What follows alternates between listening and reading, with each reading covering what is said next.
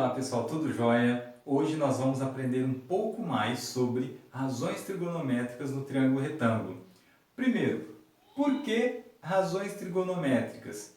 Porque a razão a gente vai associar a uma divisão, ou seja, é uma divisão relacionando os lados com o ângulo do triângulo retângulo.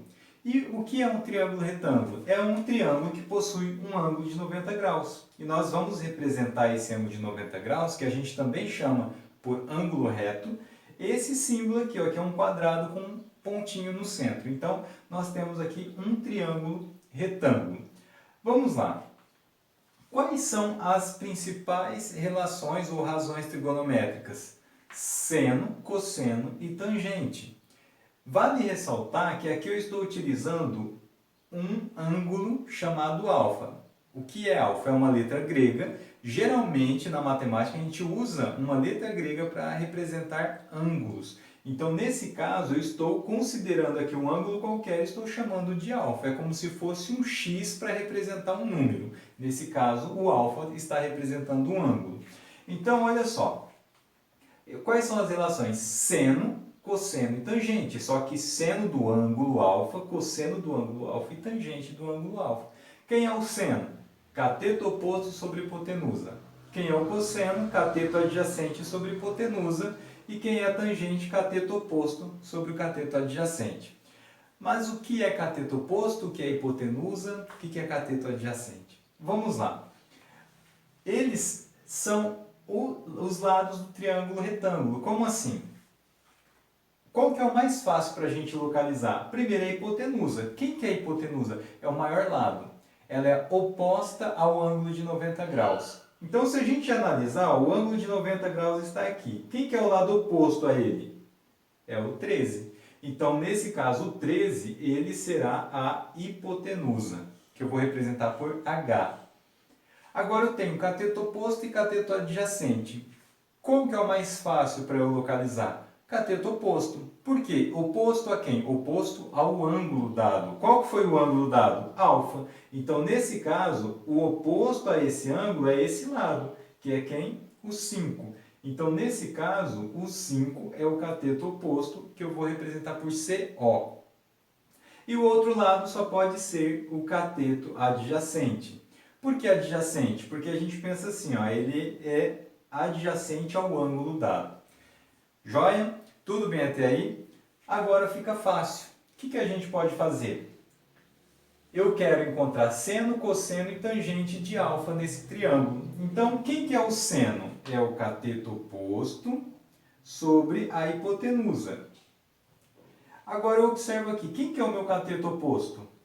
Cateto oposto é o 5, então vai ficar 5 sobre a hipotenusa, que é 13. Então, 5 sobre 13. Vou deixar na forma de fração mesmo. Então, 5 sobre 13 é o valor do seno do ângulo alfa. Quem é o cosseno? É o cateto adjacente sobre a hipotenusa. Quem que é o cateto adjacente? Observa aqui, é o 12. Então, aqui eu tenho 12 sobre 13. Esse é o cosseno. E a tangente, quem que é a tangente? É o cateto oposto sobre o cateto adjacente. Cateto oposto, observa aqui, é o 5. Cateto adjacente é o 12. Então, 5 sobre 12. Esse é o valor da tangente.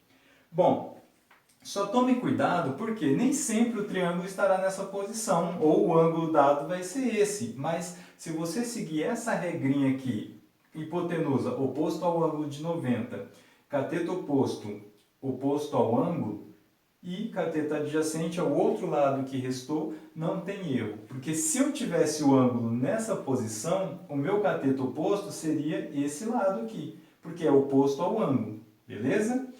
Agora nós temos os ângulos notáveis. Por que notáveis? Porque eles aparecem com frequência e nós temos algumas propriedades que a gente pode utilizar usando esses ângulos. Agora, como é que eu faço para determinar o seno, cosseno e tangente desses ângulos, que são 30, 45 e 60?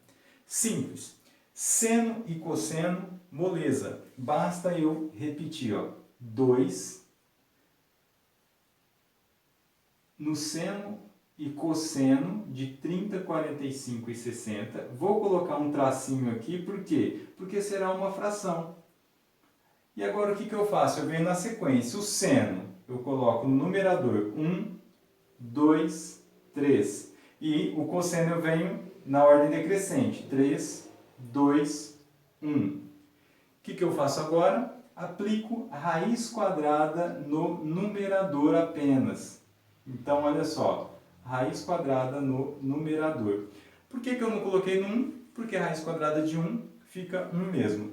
Então, olha só, seno de 30 é meio, seno de 45 é raiz de 2 sobre 2, seno de 60, raiz quadrada de 3 sobre 2, cosseno de 30, raiz de 3 sobre 2, e assim sucessivamente. A tangente no 45, tangente de 45, o resultado fica 1, tangente de 30 é raiz de 3 sobre 3, esse é um pouco mais diferente, e a tangente de 60 é raiz de 3. E assim a gente finaliza essa tabela dos ângulos notáveis. Tá joia? Forte abraço a todos, espero ter ajudado um pouco mais no aprendizado de vocês. Forte abraço!